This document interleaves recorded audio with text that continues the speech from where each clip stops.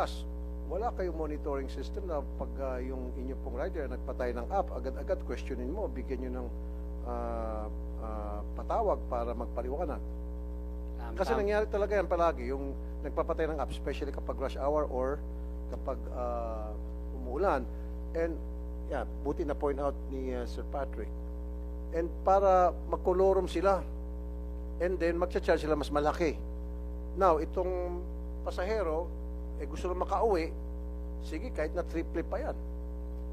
Wala kayong sistema na para ma-address itong issue na to, sir.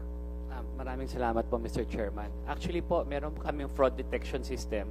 Chine-check po namin kung yung frequency na pagsisirado ng offline, tas pag-online, meron pong algorithm yun na nagde-detect na kung ginagawa niya ng madalas, ibig sabihin, either nag-check siya ng price para malaman yung presyo, yung basehan ng presyo, tapos ino-off niya yung app para maghabal-habal. So nag-check po natin yung meron na po tayong mga naban based on that. Pero sir, mataas ang insidente ng pagpapatay ng app during rush hour. Hindi mo na-observe yan? During mga umuulan-ulan.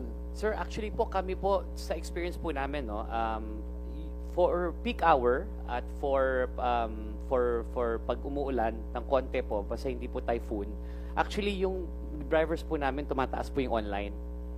Tumataas po yung online bikers namin on the road. No, sir. Opo. During peak hours at kapag umuulan, no drivers available. Palagi yan. Mga-staff ko. Yan palang reklamo ng mga staff ko. Sasabihin, no drivers available. Oh.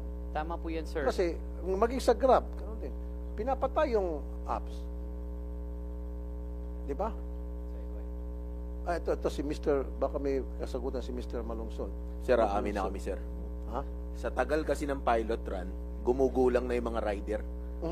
Ang tagal nyong i-regular to, gawing batas to, nakakaisip na yung rider ng bagay na papabor na sa kanila. Aha. Ang tagal Yan, na kasi umamin ng na. panahon eh. Nakikita namin, 2017, 40 pesos lang ang gasolina. 50 hanggang 60 na ngayon. Hindi naman tumaas ang per. Ngayon, ang mindset ng rider, magulang kayo mga malalaki na yung kumpanya, di pa kami kikita sa inyo ng libo. Ang ginagawa ng rider, nanggugulang na rin. Gulangan. Total, di nyo naman kami mahuhuli. Puro lang kayo pilot study. Dalubhasa na nga ako eh. Okay. Sa tagal ng pilot study, graduate na ako. 4 na taon. Magmamasteral na. Tapos nagtataka ngayon bakit walang booking, ba't naghahabal, ang tatalino natin sa gobyerno eh. Mas matatalino yung nasa kalsada. Kami yung nagsiservisyo eh. Ayaw nyo makinig sa amin, di gagawa kami ng para kumita kami ng mas malaki rin. So, kung hindi natin po ililigal to, ilang taon na? Si Ariel nga eh. Tumanda na rin eh. So, sino sinisisi mo dito? Gobyerno na po. Ang tagal na ng pilot study. Ang sabi noon, nung nag-uusap kami, pilot study, 6 months to 1 year. 5 taon na po, masteral na. Mano man lang sana, sir, every now and then, nagbabago ng LTFRB chairman eh. Dati ang humuli pa sa amin, si Lisada. Sino si Lisada? Dating, spokesperson ng LTFRB. Spokesperson, siya, chairman, yung Board member. Ba't kayo hinuli? Kasi illegal daw po kami. Yun lang alam namin na hanap buhay pag bumotorsiklo eh.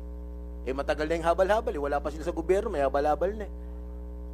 2000 na eh, may habal-habal na. Pinopost na ni Congressman H. Durano. Hanggang ngayon, namatay na si Representative Raul Delmar ng Cebu. Andiyan pa rin yung panukala na yun. Nananatili yung pilot run eh. Hindi ko malaman kung patalino tayo o pamangmang eh. Attorney Cuadis, pakisagot lang. Or you want to answer that? Mr. Chair. Teka. Sasagot naman po si Chair Guadis, but ano tawag po dito na nagugustuhan ko yung sinasabi ni Mr. Maglusod because basically yung po yung reality on the ground. Syempre po, it's connected sa amin, sa gobyerno, sa ating mga big players, and with due respect even sa ating po proseso sa paggagawa ng batas, siguro it's a wake-up call in such strong statement po, no? But we appreciate that. So, Chair Guadis, please. Mr. Chair, when I came in, the pilot study is still on process. We submitted the final report. Both houses, Committee on Transportation for both Senate and the lower house. When was it submitted? We submitted the report to your office, I think, about 3 or 4 months ago then, under the chairmanship of Senator Grace Poe. The committee report for the... You will submit now if... Can you resubmit it to us? Yes, of course, Mr. Chair. To me, to my We office, have an because I'm the new available chairman? copy. Yes, Mr. Chair. Okay. The version for the lower house was submitted. In fact, the lower house had already passed the bill on its third and final reading, and then inaangat na po sa Senate for the Okay. disposition of the Senate. So ang bola ho ngayon nito is in the Senate, Mr. Chair, and Okay. if you haven't received one, I can give you one today. I have Okay. a soft copy which I can furnish Mr. your office. Maglunsod, thank you so very much for raising that issue. And I didn't know na may problema din pala dito sa side ng legislative, yung pagkagawa ng batas at nasa Senate. And bago lang po akong chairman ng transport. So baka na-overlook lang yon. So I'll look into it. I'll make sure na the ball will start rolling again. Paliwanag ko lang, sir, kasi dati pumasa na yun sa Congress, 17 Congress, pasado sa Congress. Hindi pumasa sa Senado. 18 Congress, pasado daw sa Senado. Hindi pumasa sa Congress. 19 Congress, pumasa sa Congress. Sa Senado po ngayon, hindi na naman. Kasi sir, Kada mag-election po, lagi kami nagagamit mga rider. Lagi kami tinutulungan pag tuwing election. Pagtapos ng election, hindi na kami natutulungan. Iwan na naman po kami sa ere.